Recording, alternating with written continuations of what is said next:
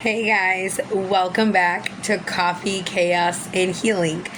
On today's episode, we are going to talk about how Reyes convinced me to move to Coalinga, and it was like the worst decision of my life. I should have never gone. But anyways, today is brought to you by No Coffee Protein Shake because I am completely out of coffee.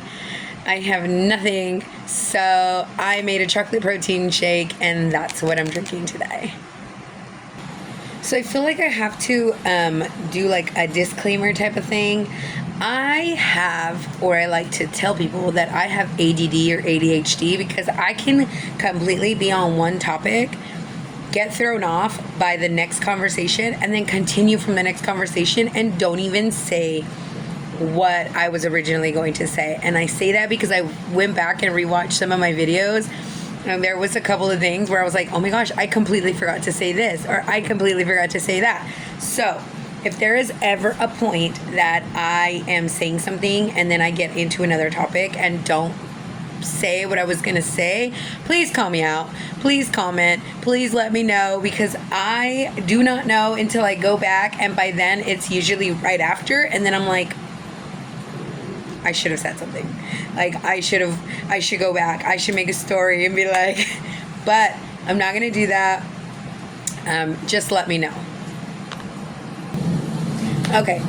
So after we bring baby home, I'm bedridden. I think I said that in the last video, how I was bedridden. And then once I was up for it, I decided to go put my 30 days. So we came home, baby was born August, September is when I'm completely out. Now, mind you, he was here and there. Like, he would come on the weekend. Like, he started working at Burger King out in Coalinga before we came. So he was here and there. He was helping sometimes, not really. And on moving day, or cleaning day, I should say, so it was like my last day in the apartment, he took Davian for the day, and I had Adelina. Obviously, for obvious reasons, she was a breastfed baby, so she had to be with me at all times. And him taking Davian was just more so Davian could be out of the way while I was cleaning the apartment, because I was already all moved out. And Davian tells me later on that day that he was hungry. He hadn't eaten. And I'm like, what do you mean you haven't eaten? Like, you've been with Dad all day. I didn't call him Dad at the time. Now he's considered Dad. But I'm like, how? He called him soccer. And I'm like, you were with soccer all day. Like, you didn't eat? And he was like, no. So then when I confronted Reyes was like, he ate. And I'm like, well, what did he eat? He's like, well, I gave him crackers. I'm like, he's 3, okay? He needs more than a couple crackers to satisfy his tummy throughout the entire day. This was hours, and I remember being like, dude, seriously? Like, you don't know how to be a parent. So I continue breastfeeding, moving in. So unfortunately, because of that, I was not able to work, and only because it was hard for me to be able to even pump to get anything out. So I was a stay-at-home mom. As soon as we moved in, Reyes ended up like quitting his job at Burger King, and I think it was just he doesn't like being told what to do. So he worked for Burger King, and I remember there was one night when we were like lying on the floor, and he was like, I don't want to go to work today. Like, I got to go to work, but blah, blah. So he ended up calling out. Well, they called him back and told him, if you do not come to work, don't come back. And he's like, cool, I ain't coming back. So he gets a job in the fields. Looking back now, thinking about like everything that's gone down with like the girls he was talking to while he was working in the fields, packing houses, this and that. Like, had I known all of this stuff at the time, I probably would have been very sketchy about him going to work in the fields. But because unfortunately I was really clueless at this time, I didn't like really have anything to say. Like, okay, cool. Like, I was waking up and doing the wife duties without a ring in the very beginning. Like, he would wake up at 4 a.m. to get ready for work. Meanwhile, I'm waking up at 3:30, 4 a.m. to make him breakfast, make him lunch, make him all this. And he would complain.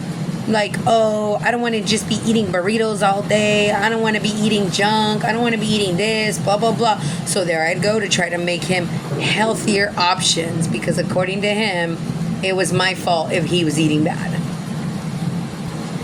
Now I'm going to backtrack a little bit because I know I say that and you guys probably have no idea what I'm talking about when I say the girls he was talking to while he was working in the fields. Well, when I was living in Selma pregnant, I remember there was a couple of incidents where I was like, things are not adding up. One, when he was picking up the girl from Hanford and taking her to the cuts and then dropping her off at home and then coming to my house, there was one time where we went out to the mountains. We decided to take a drive to the mountains, and there was this hair on the seatbelt that was not my hair because I hadn't been in his car in weeks. And when I confronted him about it, he's like, oh, I give people rides. I give people rides because, I work in the fields and we carpool. That's a way to make money, carpooling. And I'm like, okay, and she can't fucking sit in the back. Why? And he'll be like, oh, his excuse was, well, she was the only girl. I wasn't going to force her to sit in the back with all the guys. And I'm like, I don't give up. If she was the only girl, that bitch could sit in the back with the rest of them. If they are respectful men, it should not be a problem for her to sit in the back next to them. I'm sorry. And so there was that incident. Later on, when he confesses, one of the girls he was sleeping with was working in the packing house that he was working in. And that same packing house where he was sleeping around with that girl was the sister of the girl that he was sleeping around with in Hanford. She worked at that same packing house. She's the one who told her sister, oh, did you know he was expecting? And she was like, no. When she confronted him, he was like, I am. And then just dropped her. Didn't drop her for long, though, because she continued to be a part of our lives for years. So there were multiple, okay? It wasn't just the one. There were multiple. But if I would have known that, I would have never approved him to go work in the fields. I didn't know they got down like that, but apparently they do. As far as I know, I guess every job, they get down like that. So slowly but surely, he starts building his t-shirt business. He tells me he wants to continue recording. He wants to do his t-shirt business. And I'm like, okay, I'm here for it. That's cool. I will help. And I would help. But he would complain about everything that I did. So it got to a point where I was like, I'm done helping. I'm trying, and all you do is complain. That's it. So I didn't want to have nothing to do with this business. But I would still help, because it was my place as a girlfriend, I'm living in the house that he's paying for. The least I could do is help him. If I can't work, I'm cleaning, I'm raising the kids, I'm making sure dinner's ready when he gets home. I'm doing all the housewife chores. Now, I don't know where it began, but there was a point where we would argue. He would cause an argument every weekend. It was immediately. It had to have been maybe a month into the apartment. It was just right away. This was already September 2016 that I moved in. By 2017, we already had major issues. And I mean major. And so this, he would just kick me out. He would kick me out every Friday. Almost every single Friday, he would cause an argument. We would blow up on each other, and he would kick me out. And there was one time I remember it was hot outside, and I had to call somebody to come pick up me and the kids. And we were sitting outside for almost an entire hour waiting for somebody to come pick us up because I didn't have a vehicle. When we moved to Coalinga and he was able to get a new vehicle, he got a new vehicle. He called it our family vehicle. But then when it came down to me using that car, I remember when he got it, I told my mom, like, oh, you know, we just got a new car. Like, I was so excited. And he was like, your car? It's not your car. It's my car. I paid for it. That has nothing to do with you. It is not yours in any way. And I was just like, noted. Okay. There were just all these little things. But because I wanted to give him the benefit of the doubt, because when he was good, he was good. But I have learned recently that that's what narcissists do. So if you haven't heard the term narcissism, look it up. I highly recommend, if you are a female girl, listen to a book, an ebook about it, because it will tell you, you will be able to pinpoint all the red flags. Trust me. So what they do is, sorry, interrupted, but what they do is they mess with you mentally. They reel you in by giving you all the compliments, making you feel good about yourself, telling you you're their world, like they don't picture themselves without you. They paint the most beautiful future that you could think of. And then when they're mad, they crush it. And they tell you that you're the reason that that dream is crushed. You are the problem. That's what they do. And that's what he would do. He would constantly tell me how I wasn't good enough, I wasn't doing this, I wasn't doing that, I was wrong here, I was wrong there. And I believed it. I believed it so much to the point where I Googled how to be a great girlfriend. Okay? I took notes. I wrote these notes.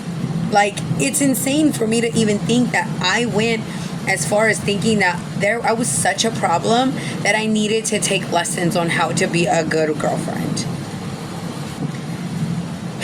Embarrassing, but it even got to a point where I asked him, what do I need to do? We were having an argument, and I remember telling him, what do I need to do to stop this, for us to just get past this? And he said, get on your hands and knees and beg.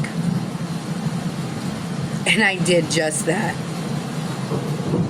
I did just that because I was already so in that toxic cycle that every single time there was a blow up, I knew that the makeup was gonna be like I depended on that makeup, on the making up, because the making up is what made me feel good about myself. Until he would put me down again. And then I would just crave that attention, that making up, because again, it validated me. It made me feel like I was on top of the world. But when you're in a constant cycle like that, it is not mentally okay. It is not, no. Now, I'm going to tell you guys right now, there may be chunks missing, and only because I'm going straight from memory at the moment. Sometimes I'll remember something and be like, oh, shoot, I forgot to put that in there. But I'll take notes. At the end of all this, I'll come back, I'll review those notes, and I'll let you guys, I'll fill in the gaps. There may be some things that I'm going to choose to keep private, and only because one day my kids may see these videos, and they're things that I don't think they should know about just yet. And again, I'm not saying they're going to see these today, tomorrow, but I would rather wait until they're old and adults and capable of making their own decisions to hear those things, because they are bad. Now, let me specify when I say bad. I mean, hearing those things that he did or he said will definitely hurt them emotionally and mentally. And I'm not the parent that's going to do that. Again, like I said, maybe those are things that they can, if they want to know when they're adults. And I'm talking like above 26, because brains do not fully develop until after 26. So then I'll think about it. At the end of the day, he doesn't really deserve remorse, but I'm not trying to make the kids full, like, hate him. Like, whatever hate they have for him is on their own terms. Like, they're choosing to have those feelings because of the neglect that he's not seeing them and this and that. But I'm not going to be the reason that they hate him. Now, the time frame is all jumbled, but I distinctly remember, I don't know, I think, no, we weren't broken up. We were together, so this might have been 2018, because I was working. I was not a stay-at-home mom at the time when all this happened. But so fast forward 6 months, I get a job. He's telling me that I need to work because at this point, I don't remember if he was still working in the fields or not, but I do remember that he did stop to grow his t-shirt business. But again, don't quote me on it because my memory is mush sometimes. Like, all the little things are not things that stayed here. It's all the big mental mind that stayed here. But I remember him telling me I needed to get a job. So our plan was, when our daughter's 6 months, she's capable of eating baby food. I would go to work. He would feed her baby food. As soon as I'd come home, she'd be automatically back on me. So that was our new norm after she was 6 months, where I worked 8 hours a day. I worked full time, and I'd come home, she'd be right back on me. Go back to work, she'd be eating baby food, come home, right on me again. Like, that was it. There were a lot of things that I wasn't able to do anymore. Like, I know I was focusing on my fitness while I was being a stay-at-home mom.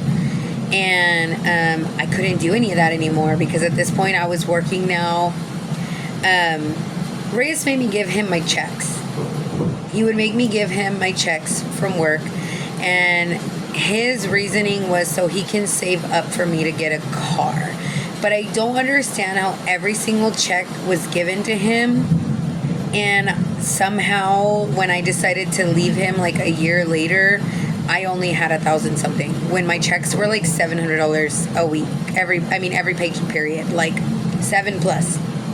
And, but I was giving them all to him, and he was using those to pay the bills while he was growing his business. So that's why I didn't have a lot of money. I remember now, he was growing his t-shirt business. And mind you, when you're growing something, it's not automatically like, boom, all the money's going to come rushing in. You got to slowly build. And that's what he was doing. And he was using my income to cover the bills and to put money away, like he said, for me to get my own car. Now, the way the cycle went was I had to get a full-time job.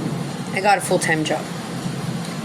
Then he said I was working too much because he couldn't maintain his t-shirt business and taking care of the kids. I needed to cut my hours.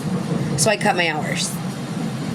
But then it wasn't sustainable enough. So I needed to get another job, right? Like, because that's the only other option was to get another job. So I got another job. So now at this point, I have 2 part-time jobs, almost equaling a full-time job. And he tells me, let go of one of the jobs. Let go of your first job. So I let go of the first job because he told me to. Then we have the second job, right? Okay, I'm working that. I'm not working enough. I need to get another job. So there I go. I get another job. And at this point, I'm working full-time at the gas station and full-time as a server overnight. So it was a lot. I barely had any social life whatsoever. All my free time was going to either being sleeping or with the kids. And that was it. So there was one day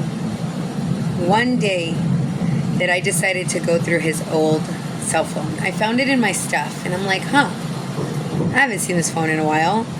Opened it up. And for whatever reason, something told me to go through the messages. So I'm going through all the text messages. I come across a number that wasn't saved. And the only messages saved were the incoming messages, not the outgoing messages. And I come to realize he had a text-free app on that phone previously. So it wasn't saving all the outgoing messages. It was only all the incoming messages were not only coming into the app, but they were also coming into his phone, like the main hard drive. So all these texts from somebody else were being saved. I'm going to pause there.